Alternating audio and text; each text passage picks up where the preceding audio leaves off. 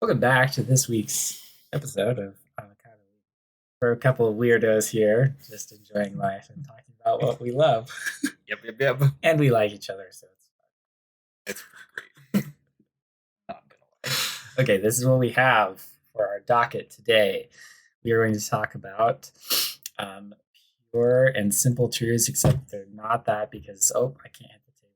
Because there's a confusion about what that actually means. So we're going to just talk about plainness, Planes. right? Yep. Why people feel like they have to defend not just faith in general, but their specific faith, which and conservative. So yeah, all that's together. Do we want to talk about the? Let's start with what you wanted to talk about, and then I think we'll probably get to it. Good call. So, there's a funny thing that happens. Let's say you are living your life, and you're like, "Oh, I want to have some kids." Get knocked up, have some kids, and then um, the kids, they're babies, everything's fine, and then all of a sudden, they're very small children, and they're kind of insane, and you just sit there and you ask yourself, like, how am I going to make sure that I'm doing right by these? I think this is a very common thought, and immediately where your mind is going to go is, who can tell me the answer to this question? Right? Yeah. Not what the answer is, because I don't think any of us have a specific expectation that, like, I know the right way to do everything. Yes. Right? We're at least that intellectually humble. We're able to recognize that. And so you get this fascinating question instead of who.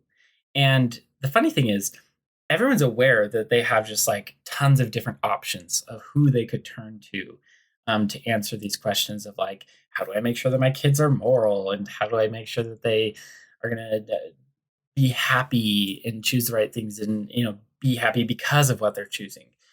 And I think that there is a bias that we are rather unaware of, which dictates who we actually end up choosing as that authority figure. And the bias is, we just kind of take a measure of some kind of ideological inertia. So, for instance, if you're in a family growing up and you have been, like, your parents and your grandparents have been telling you your whole life that they have found this way to be happy and to figure things out, then you consider that as, like, in the calculation of the inertia, this is it's a really big deal to you. You take it to be monumentous because it's really proximal to your life and your experience. Well, and also it's just that, like, the idea that there's like this community going gives you this sense that, like, everyone here is partially responsible for this project, and it's not like you are having to, like, take a stand against the rest of the world, if that makes sense. Yes.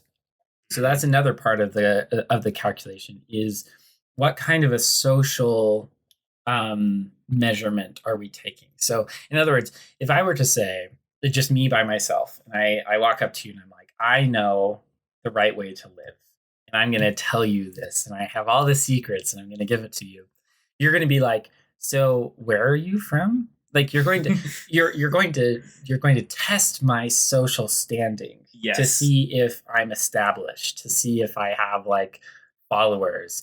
And if I represent a church, then the inertia that you take me to have in an ideological sense would be far greater than the inertia you take me to have.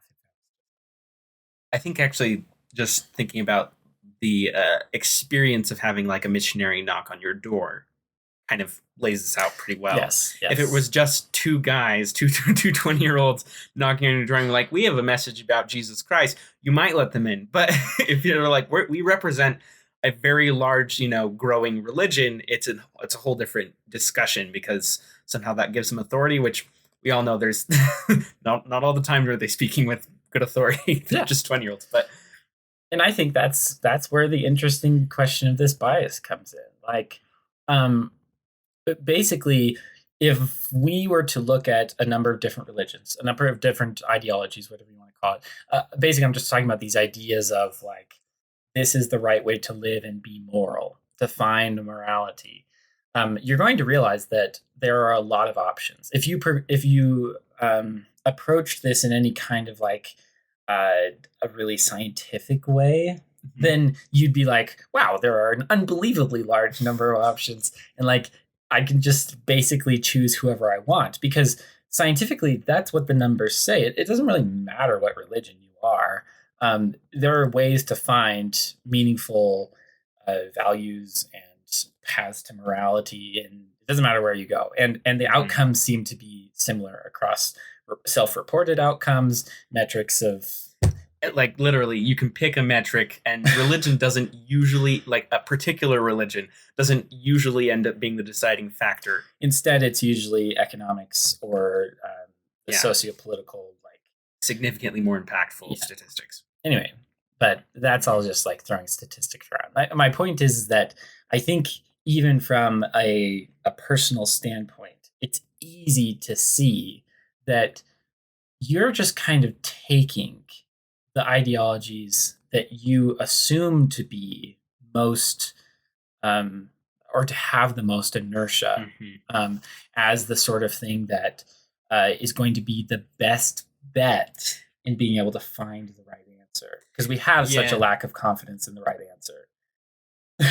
And it's also interesting because it's not like I think we probably need to clarify what we mean by ideologies here, because it's not even just really simple stuff. Like if you were to take like a really simple principle for how you should live your life, that's usually not enough. That's not what we mean by ideology here. This is usually like a large complex structure of things. Yes. Yeah. In other words, the ideology includes the way it functions socially. Yes. As well Yes, as yes, the ideas yes. themselves. So in other words, all of those moving parts are part of the calculus that goes into, how seriously you take it. What's fascinating though is that like you could take two people that are literally living the same life, like identical lives, and then like they associate how they do that differently. They situate it socially differently. One is like, this is just these things I've collected this way, this list of things that I do. Another person is like, no, I'm actually part of this organization. And there's like, even though they're living the same lives, it becomes a different judgment in your mind for whether or not you would go to them for answers or like use their ideology in place of your lacking of information, like Exactly. which is Exactly. fascinating. That's the weird part. And that's what I've been trying to wrap my head around this past week, which is why I wanted to talk about it. It's weird to think that we live in this world where if I'm really entrenched in some particular religion, which isn't necessarily a bad thing, then it's just natural for me to take the ideas that my religion is presenting to me very seriously and to take them as, in some ways, superior to all of the other religions' ways of getting at the exact same thing. And there's lots of ways this gets like fine tuned because for some religions, they'll even say things like happiness, like you can't actually know happiness unless you're in this religion. Yeah. Sometimes they'll give it a different name. Like in the LDS Church, this is kind of a thing where they'll talk about the difference between joy and happiness. The joy is the sort of thing that comes through participation in the gospel path, and it's something that you can't get outside of the gospel or at path. least like even if you can, it's always just like an imitation or something like that, which is or the word counterfeit is used which is not there's not a great connotation there. Obviously. And it's weird because those are the sort of claims that like those aren't invisible. We can actually look at those and they just don't bear out. But it doesn't really matter that they don't bear out statistically because we put so much faith in that idea that I really do. I found something special, and I'm giving it this huge imagined weight. It has so much inertia that it must be. Yeah, which is okay. I mean, to call back to last episode, we were talking about the idea of judging things by their fruits, which is a big thing for the LDS Church, but just Christianity in general talks about this idea of like judging things by what they end up doing. It's definitely just one way of looking at it, but this is like not that, which is very interesting. Yes, yes. It's specifically not that, because you're not looking at people and saying, well, what are you doing? Is there a significant difference between this population and this population? You're actually just like assuming there's a significant difference when like statistically there isn't. And I know people probably like, well, maybe they just haven't done the right statistics, but like until it's shown. No. Well, and as far as having the conversation goes, which is like a whole different thing, but I will throw out personal experience here. So I've been disturbed by this exclusive experience claim, especially that the LDS Church makes, but this is not uncommon amongst religions, where like you'll have access to a particular kind of experience that you can only get Yes. within the religion. And I've talked to my family about this so much. And one of the things that just blew me away was having a conversation with one of my siblings in which they were like, we were like coming to common ground about the fact that like, look, leaving the church made me happier. Yeah. And I it took me so long to even be able to say this and like feel like it actually made sense to them, because the claim is very real to me. I know what my experience was like in the church and out of it. Both of us have this where it's like especially when we're talking to someone who's always been a member of whatever religion they're a part of, but specifically LDS because we used to be. Yes, like yes. we have a direct comparative analysis, and there's like this immediate like justification to like discredit that for some reason, which is really fascinating. Like I can say, well, I know what it's like in the church, and people will flat out tell me I don't. Which is wild, because if you took me, 2 years ago when I was a member of the church and I said, yeah, I know what it's like to be a member of the church, no one would bat an eye. They're like, obviously you do. They would consider me an authority because I'm like part of the group. But now that like I have comparative experience, it's no longer, we can't do that anymore. It's fascinating. Yeah, absolutely fascinating. And, I would even venture to say that Hash and I in particular were the sort of people that when we were in the church were like, we were considered authorities and even like a semi-higher state. I don't mean like actual priesthood. We were authorities. nerds. I just mean like we're both theology nerds. So yeah.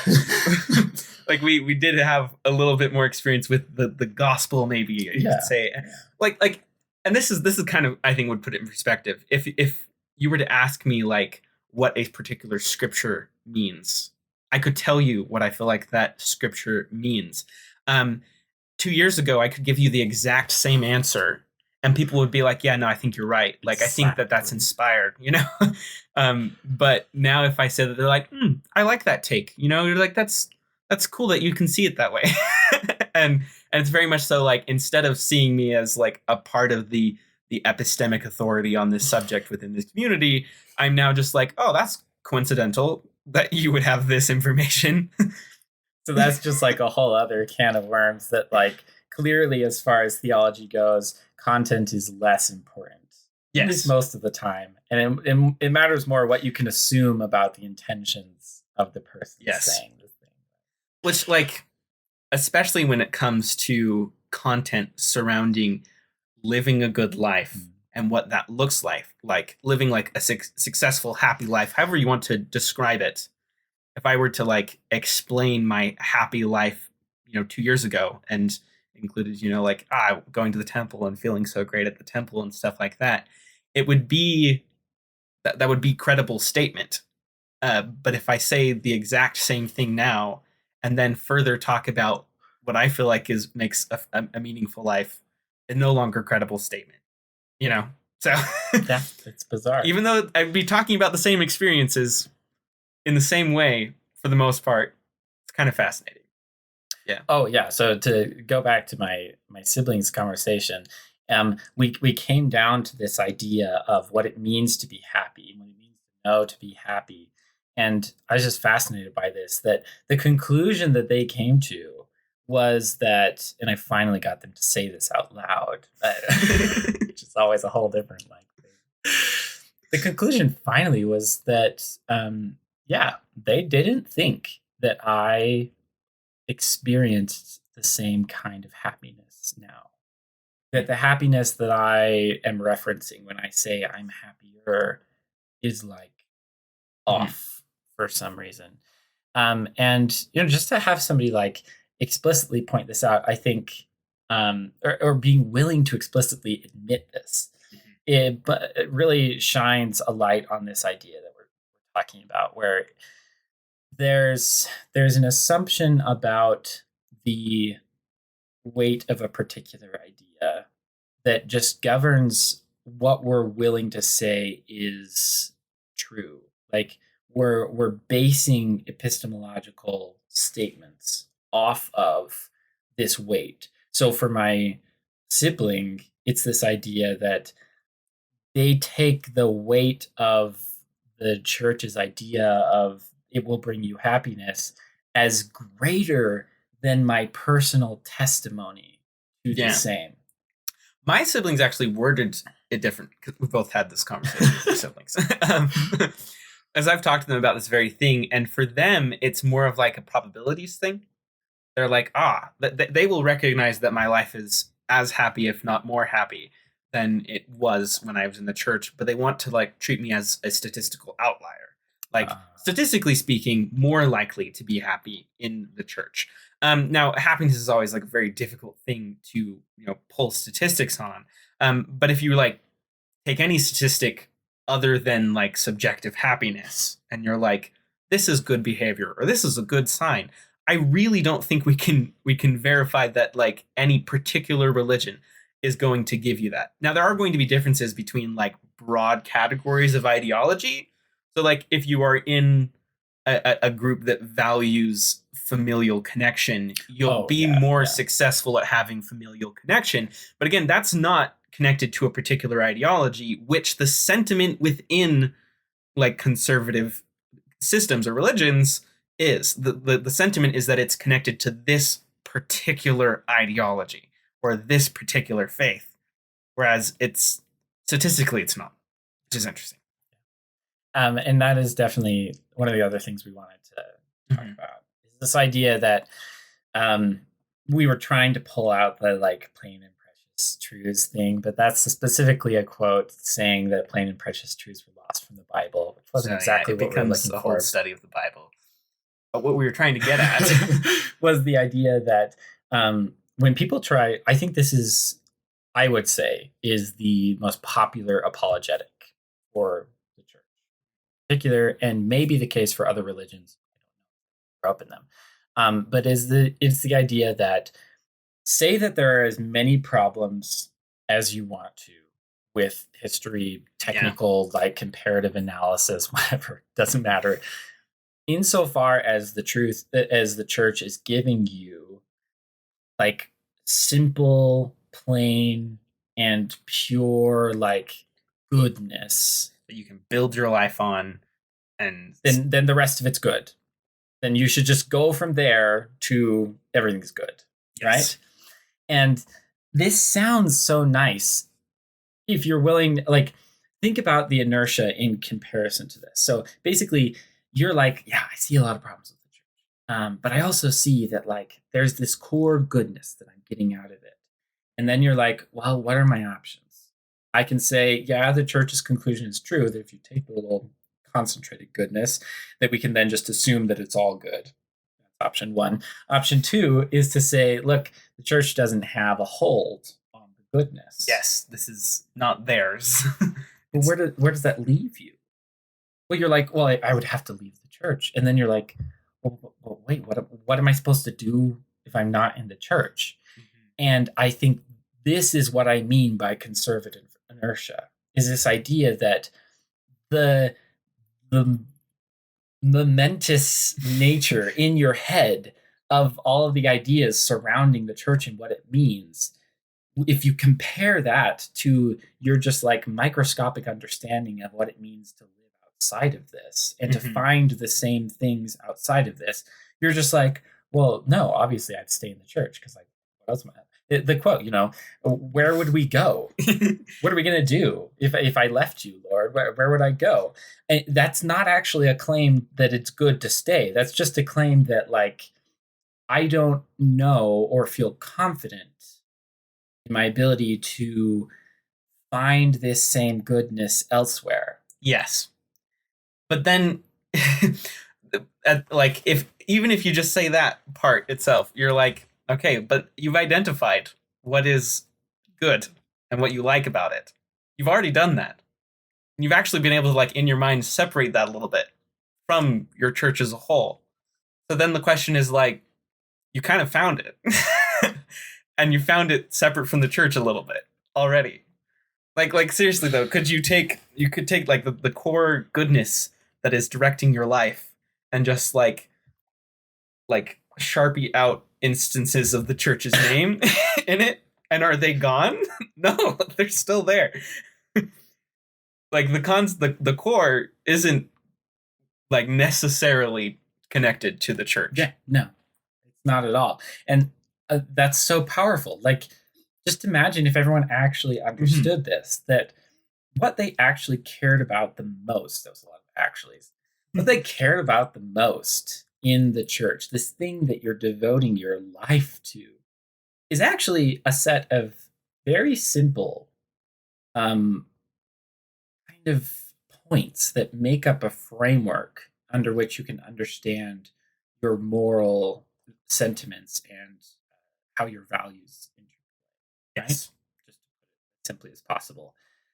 And if everyone understood that that framework is not directly connected to any religion, It's a self-sufficient framework. it's completely there. Like, and we could go through this in detail. Maybe we should at some point, Could be fun. of the way in which you can talk about morality, talk about values in the exact same way that you currently talk about them.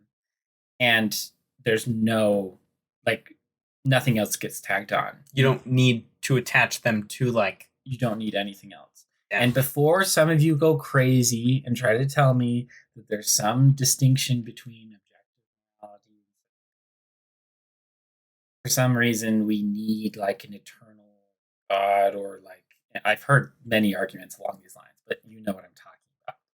I don't want to dismiss you outright, but I do want to point something out, which is that it doesn't matter if morality is objective. It only Yeah. matters if you're trying to justify your morality. The justification for morality is an entirely different conversation, and it's an important one.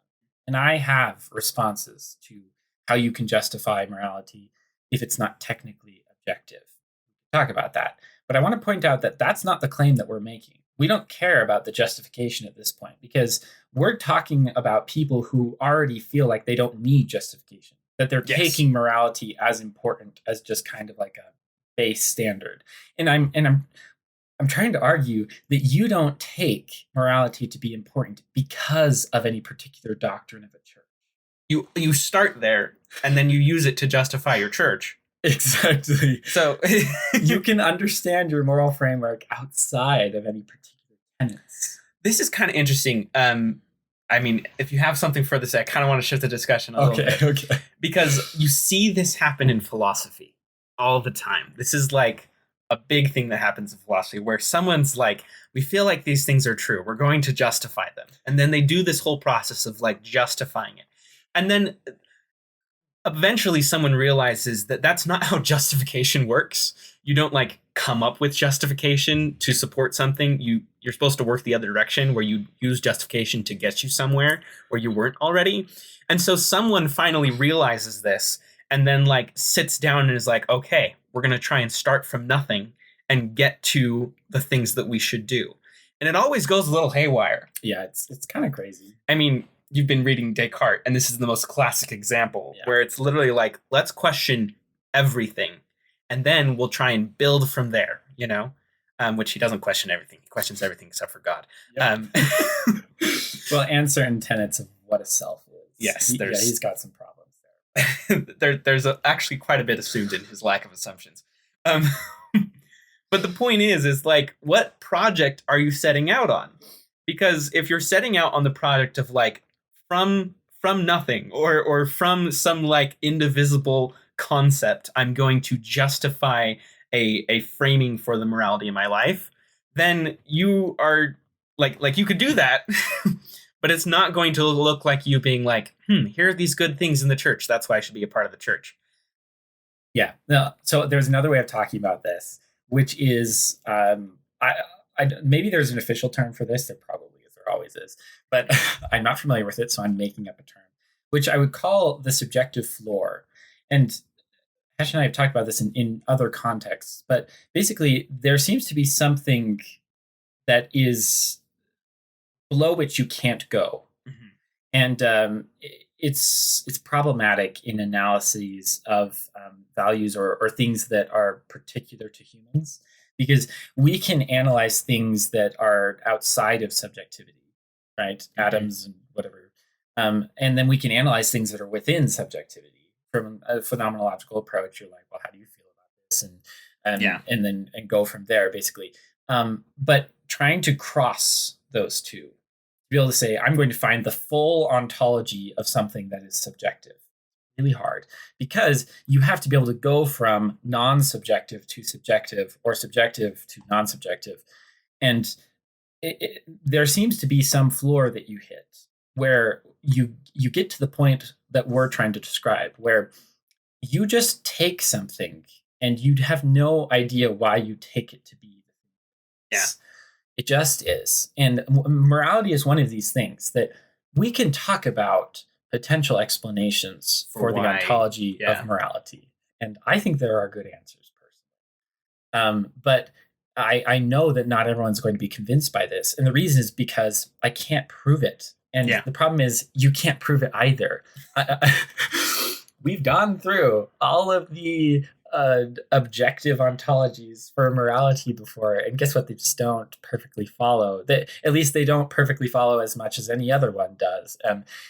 Anyway, so there's a problem there, and trying to challenge the idea that you can't have morality without a um, particular description, religious like baggage or something. I don't know how to put this.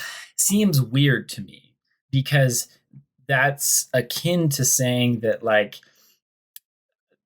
the only reason that anybody is ever moral about this is because they are part of a particular. Yeah. Which I think we can all agree that that at least cannot be shown.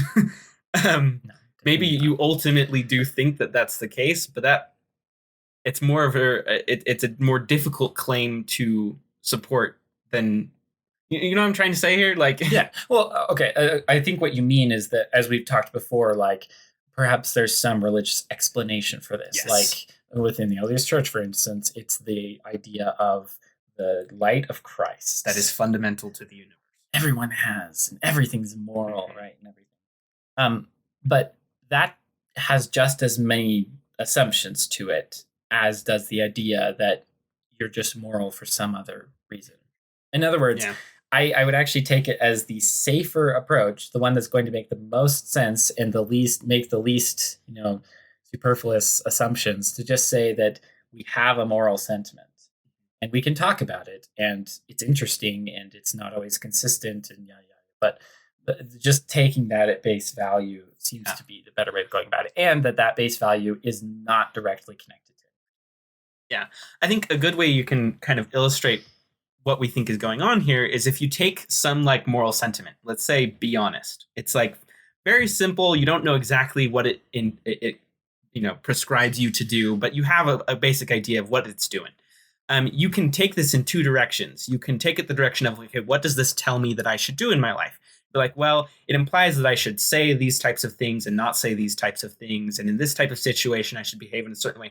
Now, the further you get away from this, like, kind of core sentiment of be honest, the more this feels questionable, and you're like, maybe this isn't necessarily true. There's some ambiguity there.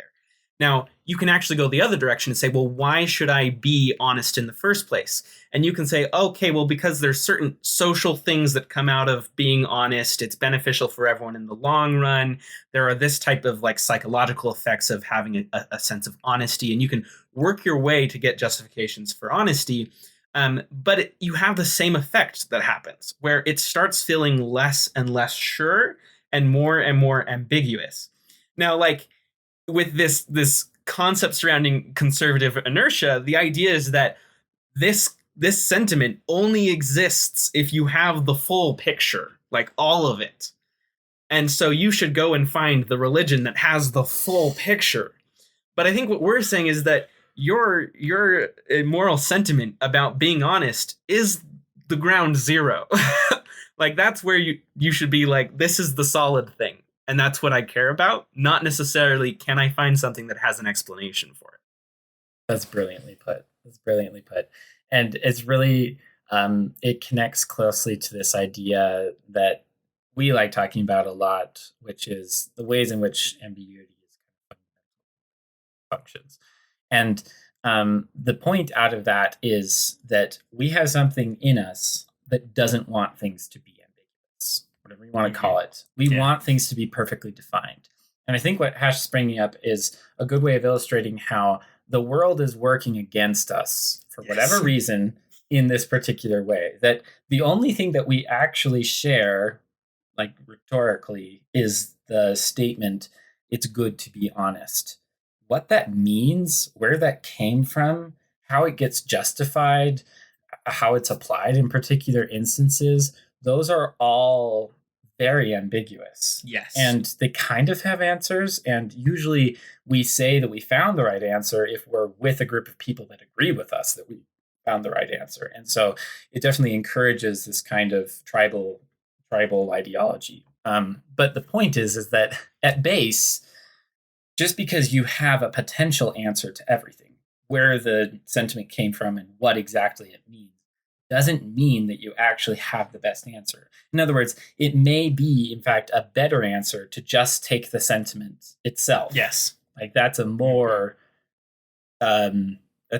precise answer than trying to say, look, I know where it came from because the ontology is all matter is fundamentally moral and we need to have this opposition thing, and we've talked about how that brings problems. It doesn't matter what you assume about the ontology, you get problems. It doesn't matter what you assume about the application, you get problems. The only way in which we keep coming back together as humans to be able to talk about morality is in the fundamental concepts themselves. Mm-hmm. And even those fundamental concepts change sometimes, but which is very fascinating. Anyway, so it's a big conversation. Yeah.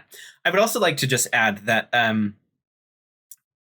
the idea that like people, we talked about how this is like the go-to apologetic response, which I think is really important. Like this is the type of reasoning that you end up getting for why you should be a part of this religion, is that it gives you a good framework for how you live your life. That's their selling point. There's some differences in like things they focus on, but ultimately they're like, this is going to make your life better. This is going to be great. But what they're implying there is that like, because they have this perfect picture of the whole thing, they're better at answering those questions of like what our moral sentiments are going to be, which just isn't the case. Because actually, if I were to ask you, if you're like a religious person, like, you know, where does the concept of you need to be honest come from? You might have a religious answer to that question, but I don't actually think you're as confident in that explanation as you are in the moral sentiment. I think your confidence is greatest just at the moral sentiment. And so like the idea that having an explanation would make you more certain doesn't actually follow, because you're not even certain of your explanation. I don't know if that made sense to me. Hopefully it made sense. Yeah, and I agree. We are focusing a lot on moral intuitions here. And I think there's nothing wrong with that insofar as you understand that we're not trying to present a classically moral intuition framework for justifying morality. That's not our intention. Just for those of you who know about this, I would not justify morality according to that. But as far as how it functions, I think we're in a complete agreement that on a social level, we just work with rhetorical devices that are these simplified moral concepts that we kind of base everything else off of. Not capable of all of it in at once. Anyway, the point is, hopefully, this made sense that at the very, very least, we're dealing with a situation where the thing that we care about most, reason that so many people into religions after not being religious their whole life, because they want to feel confident in presenting something that says, this is how to get the good life. And as scary as it is to look at the inertial power, or perceived inertia, I should say, of all of these gigantic organizations that surround us all the time, screaming at us, I found the good life. I know how to get there. This is it. That by definition, none of those are presenting the good life, because you already know what the good life is. The funny thing is, we use these structures as a way of helping ourselves be more confident In what we in already what we know. already know, because we use other people and histories and doctrines and stuff to create a foundation that feels more real than our intuitions. Don't like to think that our intuitions are real. That they feel too subjective again. Yes. I think this actually presents a really interesting issue for the whole concept of conversion to begin with. So I've been completely fascinated with the idea of conversion and an apostasy, because I think that I just really haven't seen a good breakdown of how that could work psychologically if we like take religious realism to be a thing. Okay. Yeah. So because like think about it, conversion takes this premise that like you could go to a person, provide them reasons to justify them joining something that is the base for all reasons. So the implication is that like you're going to be able to go and say, here's some things you know that I'm going to use to then construct a system that will tell you what you know. And how you know it, or how you can be Yeah. confident in knowing. Now, like a religion has got around this issue by saying that, you know, well, everyone kind of comes pre-programmed with some intuitions about God, which doesn't seem to be the case just because of like the diversity in world culture surrounding religion. Intuitions don't seem to be a fundamental thing, at least in regards to religion or like specific religious conceptions. There are some probably pretty fundamental intuitions to humanity, but Yeah, let's just throw out quickly, because that's kind of a loaded statement. yeah. The intuitions that, from what I understand at least, seem to be actually consistent are intuitions connected to power. So we for some reason seem to intuit that, because well, actually, I think this is natural to assume this, but because we are more powerful than other things, there must be something more powerful. And then so in other words, although conceptions of God and conceptions of religion vary, the one aspect of that seems to be very consistent is that whatever this thing is, it's above us. Yes. Its quality is always that it's more powerful, better. It doesn't necessarily need to be the most powerful. That was kind of, at least how I see it, the Christian reaction to the fact that everyone else was just saying, look, more powerful. And then they were like, why more? Why not most? Anyway, superlatives. The one thing that seems to be consistent are our intuitions that we don't understand everything, and that like there are alternative sources of knowledge. Everyone's always been looking for alternatives of finding. But yeah, it's just this idea that like when you start to interact with someone to try and convince them, practice this apologetic, that they should be a part of this, that this is the answer for them, you start from a place. And that place is usually their moral intuitions. And then you use those to justify why they should join this religion. But then, like, the reason ends up being that your religion provides a better basis for those moral intuitions. So it seems like we're all in agreement that the moral intuitions are what we care about and where we start. And so why not just work from there? Well, yeah. So to restate what Hash just said, like, we're literally using a conversion as a tool in which you say, look, I'm going to affirm your moral intuitions. Look, I'm going to point them out, confirm them, and then say, but wait, Intuitions. than you were before. Which is funny because you could come up with so many reasons why you should be more confident in the intuitions that you already have. Like, again, that's not particular to any religion. Like, just because it affirms the thing that you already take to be good doesn't make the thing itself good or the reason that the good came about. Or it's backwards logic. Yeah. 100%.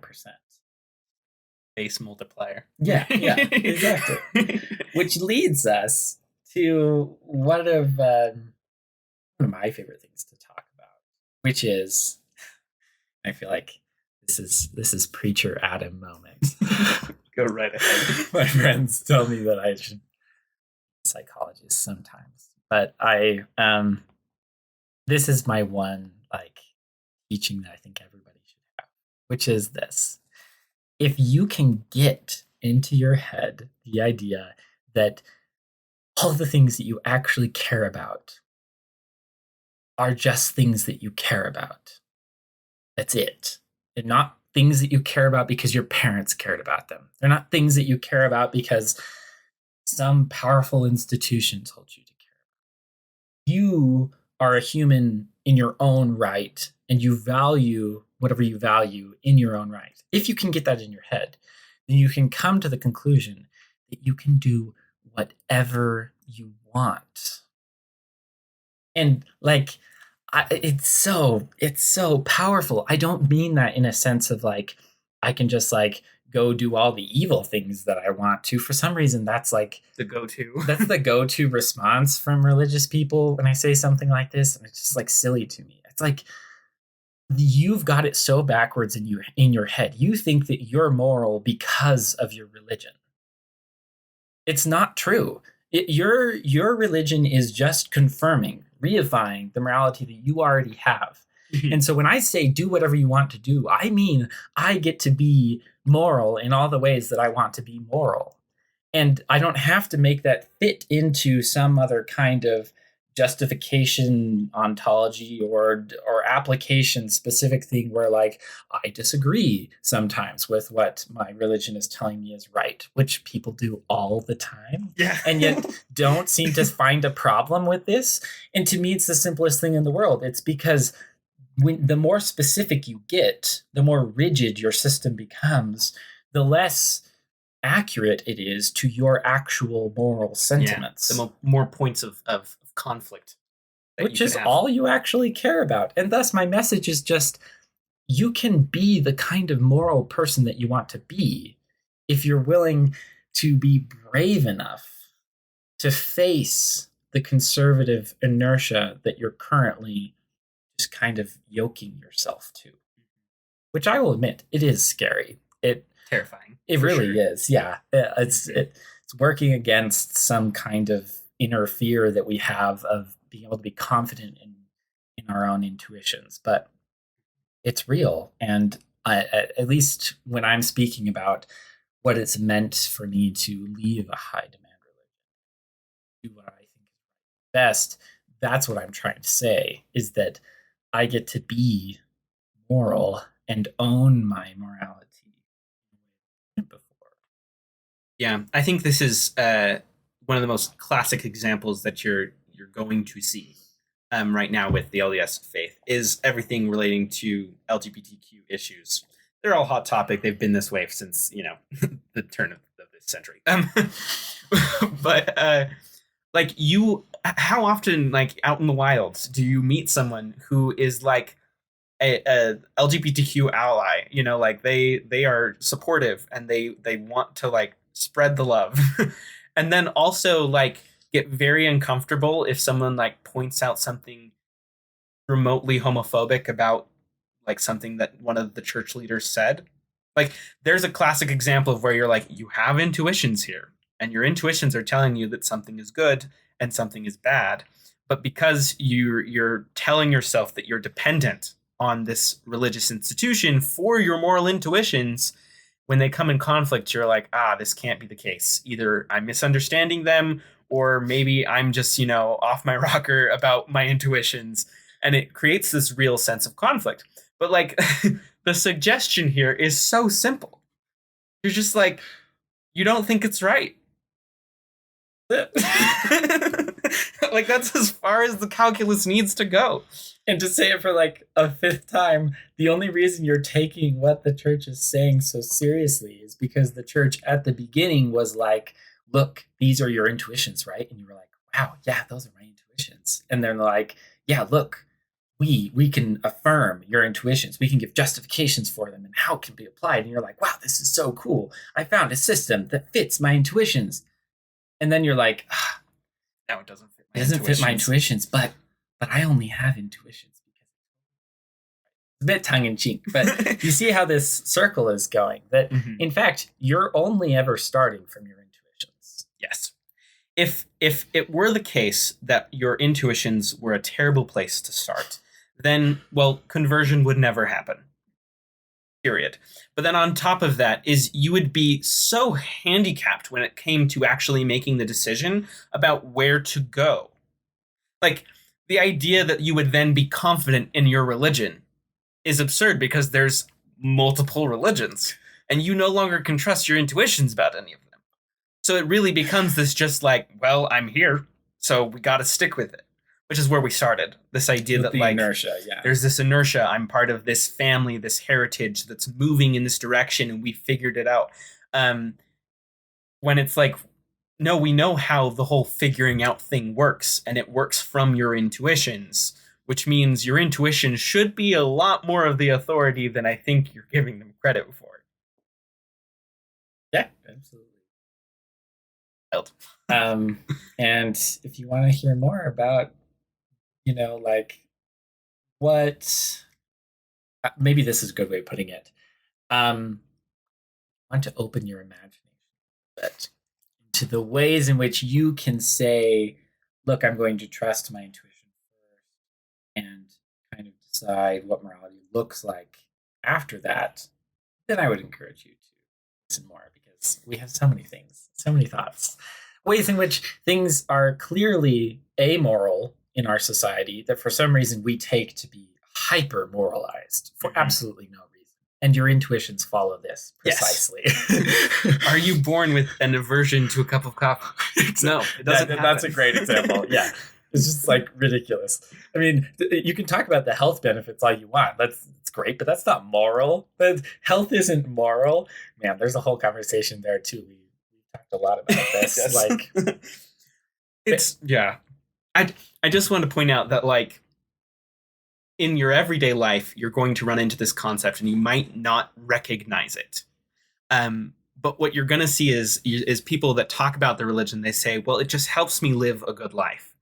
And what you need to realize is in that statement, they're recognizing that they know what a good life is, and they can recognize when and when not the church is helping them live a good life, which means they've already finished the moral calculus about what a good life looks like, and they're okay with that not being directly connected to the church. Now, emotionally, they aren't because they're invested in the system, but like as far as being able to answer questions, they can and do already to some extent separate the two, which is wild. and kind of on a personal plea note, I would I would beg anyone and everyone who is already in a religion, particularly in a high demand, to be so careful to not be prideful enough to try to make exclusive claims to experience. There is nothing more disrespectful that you can do to somebody than to say, I hear what you're saying, and I'm just going to decide that I have redefined everything you've said so that it could not possibly be connected to experience. So, like, they say they're happy, or they say they have a spiritual experience, and you just go, well, clearly they could not possibly be talking about the happiness or the Yes. spiritual experience that I know, because my religion is so special. And this is going to grind against some people's gears when they hear this. But I'm begging of you that that is the most ignorant and just, it's insane. If you doubt me, if you want to say no, look, I really think that my religion gives me exclusive experience, then fine. If you won't take my plea at face value, then I would ask you to be at least a little bit rational about that claim and go and talk to people who are outside of your faith on a personal level and just try and listen to them describe what happiness means to them and listen to them describe what spirituality means to them. And if you talk to enough people from different backgrounds, so in other words, not just people who you would expect to be in any particular stake. I'm talking about people like maybe a comparatively entrenched person in Catholicism who's very happy with Catholicism, or a similar person in Islam, or Buddhism is another great. They'll have plenty of things to tell you about this topic. I just, if you actually did this with like some amount of sincerity and tenacity, I have absolutely no doubt that you would realize that your claims to exclusive experience are entirely unfounded. I would also like to just point out that this is a great example of one of the other reasons why it's not a great idea to tell yourself that you need a complete picture that explains your moral intuitions and stuff like that, because it can frequently wrap around on itself and actually give you really bad intuitions about the things that are happening in your life. So what we're talking about here is that you can literally go to someone and have a conversation with them. They're in a different religion than you, and ask them, how their religious experience is, or what it is that makes them so happy about their religion. And you can say the exact same things. Literally, like, think about this in a communication sense. You're both saying the exact same words, but because of the structure you have bought into, you feel like yours is true and theirs is not. So, like, informationally speaking, you have both provided exactly the same amount of evidence for your guys's your each of your respective experiences. And yet, because of this structure that you've adopted, your intuition becomes that they're wrong and they're lying, or they're missing something, even though you're being honest. So you're saying the same thing. It's a terrible. It ruins communication. Seriously. But it's just one example of the types of things you can run into. The same thing happens with any other type of moral intuition that you have regarding how you treat people. The idea that you would just be like, it's their business. Like, that's something most people are like, yeah, I feel like this is the line that I draw at some point between me and someone else's personal life. But then, like, the structure you have can lead you to make claims about other people's lives that, like, are completely contrary to that idea, purely because you have this structure that's telling you to. It's a really, really good point. And this is another way of affirming this other idea that we were trying to emphasize, which is that we are not intuition realists. Mm-hmm. We're not trying to say that there are a set of intuitions born with, and that's what we're running off of. No.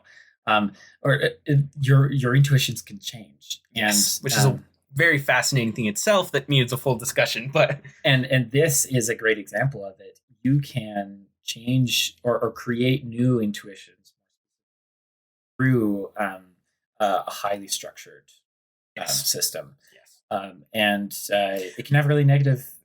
Yeah, well, because it's the only, and this will be sound a little obvious when I say it, but giving yourself a rigid structure to inform your intuitions, to build intuitions for you, is the only structure that is going to give you paradoxical intuitions.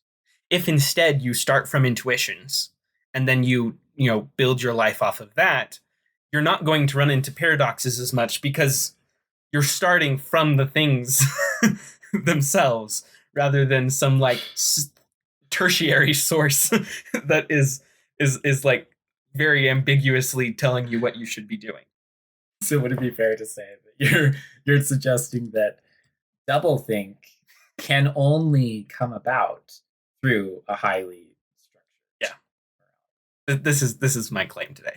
I love it. That may or may not be true. Maybe we naturally have intuitions that conflict as well. I would argue that if you take that we have naturally conflicting, I mean intuitions, the ways in which those conflict have to do with the way that they're valued over each other in complex moral situations, and is different than what Hash is trying to say, which is that you can come up with moral intuitions that are directly opposed to each other. Yes. Not that you don't know which one to value, but that you literally can't hold both of them at the same time. I would also like just point back to that if you are still on this hill where you're like, look, my church gives me a better source for a good life than any other church or any other ideology. I would just like to point out, like, well, I would like to ask the question: how certain are you in your religion of the sources for your intuitions that your religion gives you? Because the last 2 episodes we did were breaking down where the LDS Church, for example, tells you that your intuitions come from and how they operate, or like how morality operates at a very fundamental level and where you should source everything. But I think if you listen to those episodes, you might have left being like, I'm a little more certain about my intuitions than I am about the ontological explanations. Yeah. So if you are like, no, it's a better source, it is a better source, I would really seriously consider reviewing the source that is provided and asking yourself whether or not that is at all a like more surefire way of getting at a good life. And then, pay attention to where you find yourself playing hot potato. Yeah. Like we talked about. Yeah. So that's everything on that topic, I think. Yeah. It's excellent. Did you want us to talk about plainness as well? We did have. Yeah, at this point, I'm like, I don't even know. That was great. I really enjoyed it. So It was really good. Oh, well, next time. Yep. You're great. We're great. And yeah, have fun.